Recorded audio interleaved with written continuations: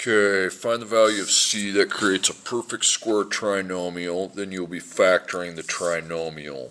Okay, perfect square trinomial. Whenever you see those words, and that's in these next three problems, you will need to set up your b divided by 2 to the second power. That's a go-to formula, and you also need to be putting that into factored form with your t-table. So here's a, and put c equals in front of that. Sorry, I forgot c. That's the whole point. We have to find the c value. C equals b divided by 2 to the second.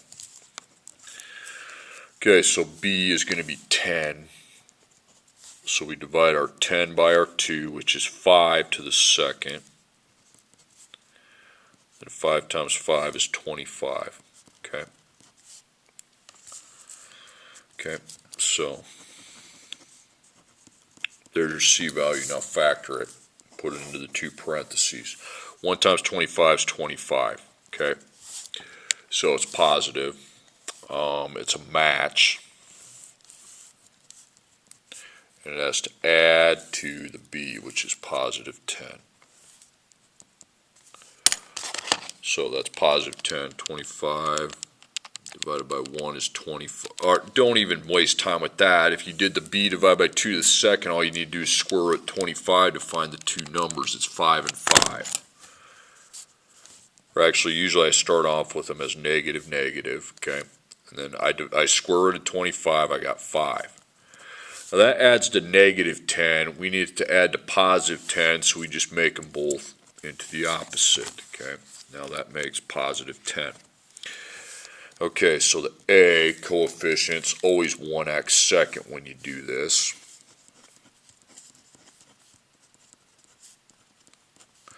X, when you put 1s in front of the x's, nothing really can happen. They would just stay the same. Take the 1s off. And it's x plus 5 times x plus 5, but since they're identical, we write that as x plus 5 to the second power. Okay, rewrite the equation in vertex form. Okay, now you're using the same tools. You're going to have to complete the square. In the table, put c equals in front of that so you know what we're using that for. Now you're like, why do I need c? C's already 5. No, you're going to kick out the plus 5. So you put a parentheses around the x squared and the x. Then you make a parentheses down here, you kick out the plus 5. Now, make sure the x second has a 1 as the coefficient. It does. Check it, so you can just drop that down. You don't need to put anything here, and you don't need to divide. Okay, now, this is a, this is b, that's b, and I need to get myself a c. Well, I take the b value, 16, I divide 16 by 2, that's 8 to the second power. That'd be 8 times 8, and that would be 64. Okay, so plus 64.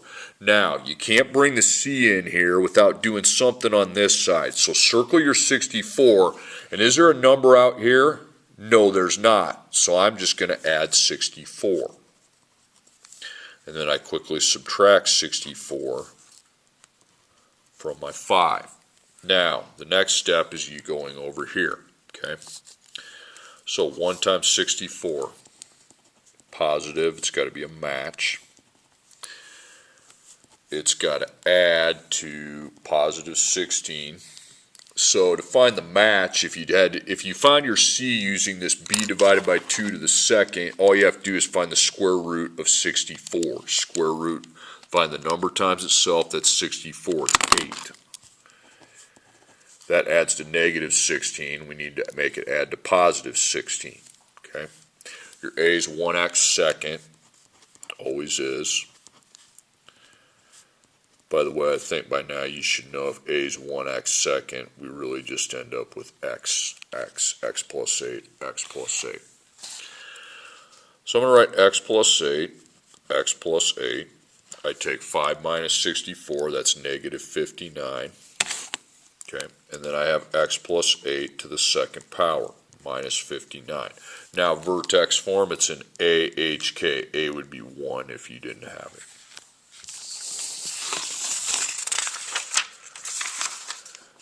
Okay, next problem, rewrite the equation in vertex form. You're doing the same thing on 3 you did on 2, but there's one thing that needs to be dealt with. You still use C equals B divided by 2 squared to the second power. Okay?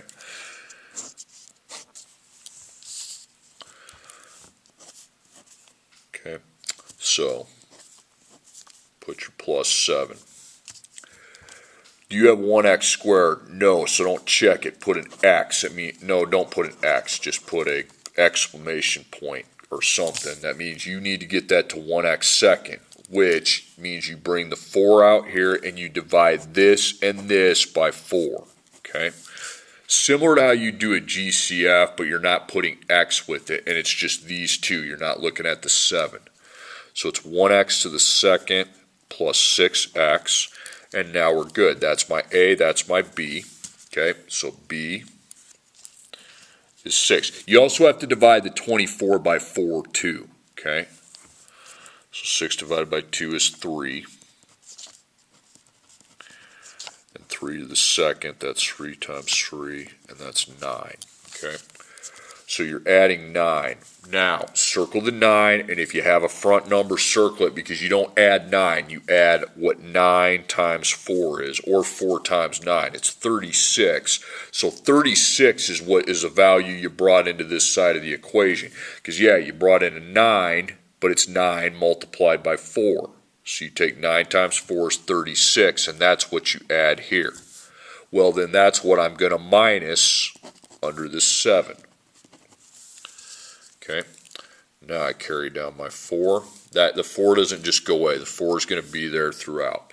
Now you take this ABC and write it into factored form. Okay, so 1 times 9. It's positive 9. 1 times 9. This is your new C.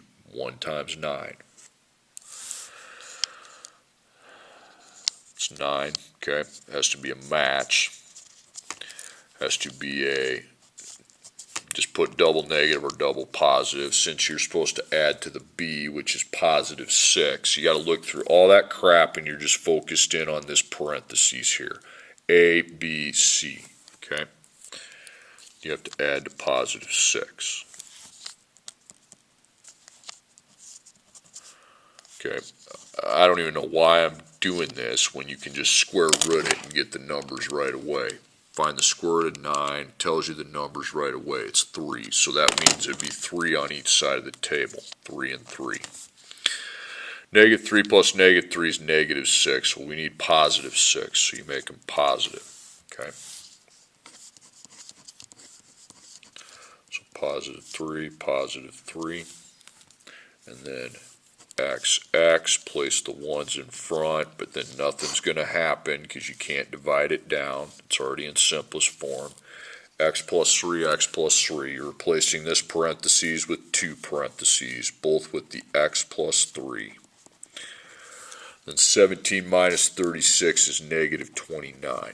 So you have 4, and now it's written as x plus 3 to the second power minus 29.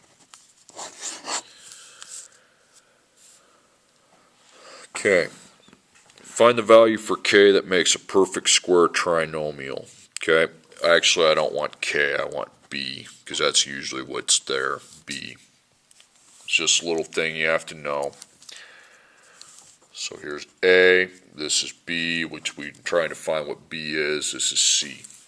You take the square root of a times c, and then you multiply it by 2 after the square root's been found. So the a is 1, the c is 36. 1 times 36 is 36, so the square root of 36 times 2. Now find the square root of 36, it's 6. And 6 times 2 is 12, okay? So that's your b, b equals 12. So you essentially are taking this times this, okay, finding the square root, doubling it. There's 12. Okay, evaluate I to the 10th power. Now, first off, you need to first split it off into a bunch of I seconds. So I to the second, there's 2. That's 4. Don't stop till you're at 10. That's 6. That's 8, and that's 10. Now take those all out and replace them with their value that we always put in for I to the second, which is -1. Okay, so this equals out to a negative, and multiply them, it's 1. If there's an odd amount, 1, 2, 3, 4, 5, if there's an odd number of negatives, well, then the product's negative. If there's an even amount, the product's positive. Okay, simplify. Okay, these are complex numbers, C1, C2. We have a plus sign in the middle. Okay, so when there is a plus sign in the middle, okay, we are just combining like terms, blank plus blank I. So 8 plus 10 is 18, and then the negative 4i plus the 5i is 1i. Okay, now we got a subtraction, okay? Subtraction is going to serve the same thing, place as addition. We just make it positive, then we make the 3 opposite to negative, the 6 opposite to positive, and then it becomes an addition problem. So blank plus blank I. So the constant's 2 plus -3 is -1. 5 plus 6 then is 11. Okay, next one, C1, C2, but this is multiplication. Okay, so we apply multiplication. So you need to start distributing 3 to 8, 3 to -6i. It's the FOIL method. Out. 5i to 8, 5i times -6i. So that is 24. That's -18i. That's positive 40i. And this is -30i to the second. And I to the second, you should know by now, is always replaced with -1. So -30 times -1 is 30. So you combine the like terms outside. 24 plus 30 is 54. And then you combine these, -18 plus 40. You can do your blank plus blank I if you want. I mean, that's still 54. Then -18 plus 40 is 22. 54 plus 22i. Okay, now you are finding the quotient. Actually, this should say find the quotient. Well, find the quotient means dividing, okay? But we can't divide these with an I on the bottom, so we wrap these up in parentheses, set this up, and we multiply by a fraction equivalence. How many terms do we have on the bottom? Looks like 1 to me. So I will be putting I there, and then whatever I put here, I carry up here. Now, we find our top and our bottom. So, I can put a 1 in front of that I if it makes you feel better. 3 to 1i. And then 3 is done, then 7i times 1i. Just everything in the first times everything in the second. So that's 3i. This is 7i to the second, so I to the second is replaced with -1, and 7 times -1 is -7. So we put -7 plus 3i on top. We can't combine those. Then in the denominator, well, this is easy. It's just 2i to 1i. So it's 2i to the second. So you replace your I to the second with -1. 2 times -1 is -2. Now that you don't have I there, you're allowed to divide now, okay? -7 divided by -2, that's 3.5. If you want to put 3.5, go for it. Then -3 divided by -2 is 1.5 or 1.5, but you got to remember whatever you put, that still has the I factor, okay? So there's your answer. Now you've divided it. Okay, number 10. So, you can't divide when there's an I down there. You need to rewrite it. So, top, bottom. Now, this is two terms, so you can't just multiply by I and expect that to become a non-I on bottom. You have to use the conjugate method, okay? Conjugate rule. That is when I keep my 2 a 2, but then the I term I switch from a positive to a negative, okay? I mean, compare these. These are conjugates. Compare them. Well, same plus negative, okay? Now, whatever I have there, I still copy down, okay? Okay, so top, you take 8 times 2. Then you go back to the 8. 8 times negative 3i. Then negative 6i times 2. And negative 6i times negative 3i. So that will give us a 16, a negative 24i, a negative 12i, and an 18i to the second. But we know what happens with I to the second. It's negative 1. So 18 times negative 1 is negative 18.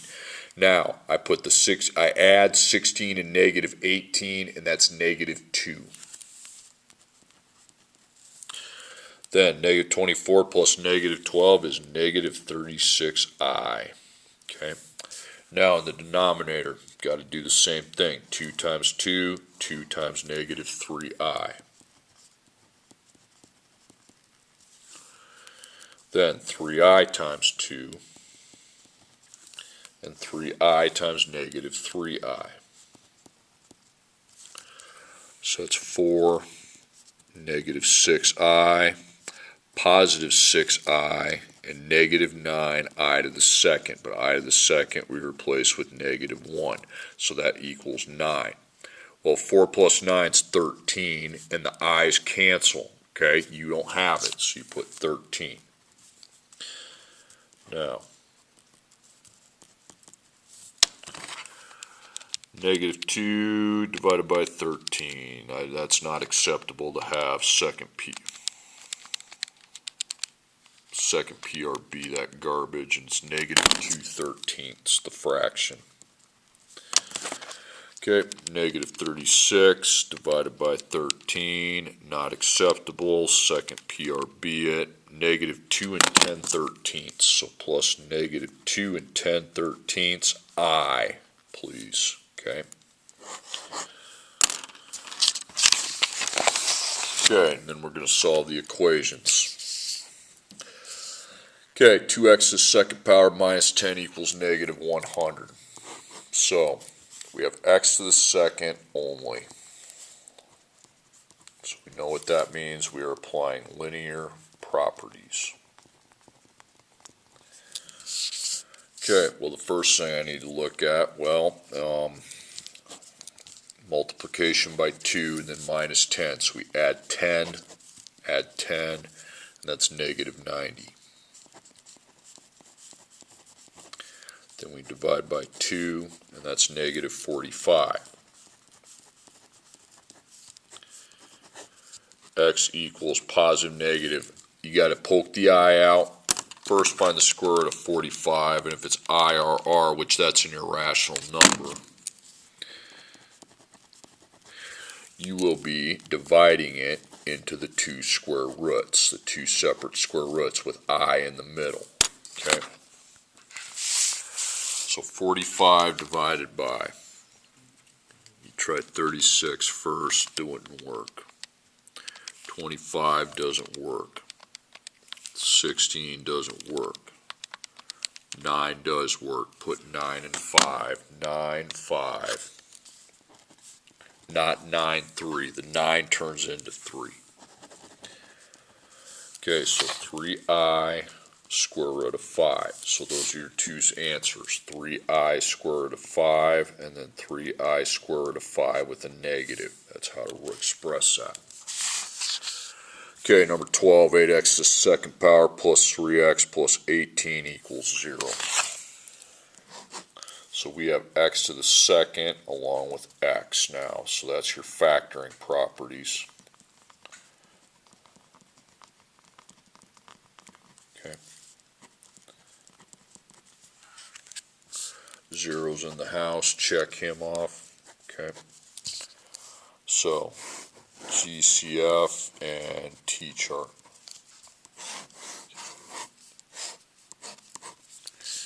X on the end, no. Negative in front, no. 8, 3, and 18's 1. Okay.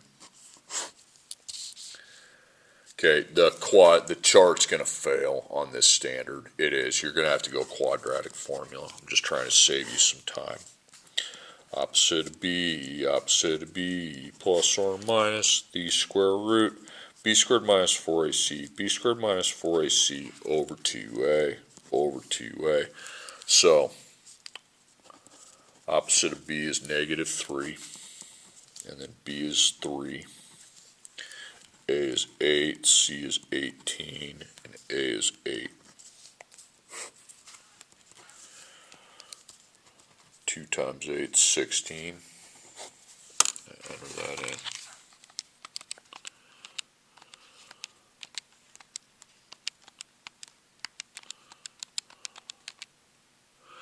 Negative 567. Okay. Got to poke the I out, and on the quadratic formula, when you use a quadratic formula and you have to use the I, I'm sorry, but you need to do it the way you're doing it here with the square root. You're not, I know, when the I's there, I don't want you just plopping down the decimal.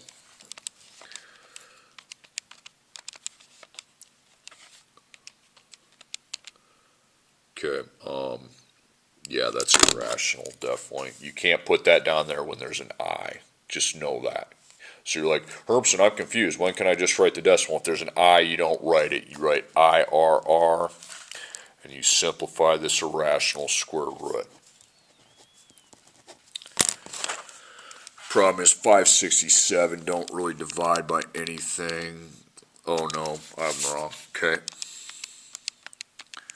225, no, I'll run through the list because it does divide by, it's not a 1. Okay. As much as some of you hate that, no. Like a lot of you. It's not going to divide by 100 when it doesn't end in 2 zeros. Okay, 81 and 7.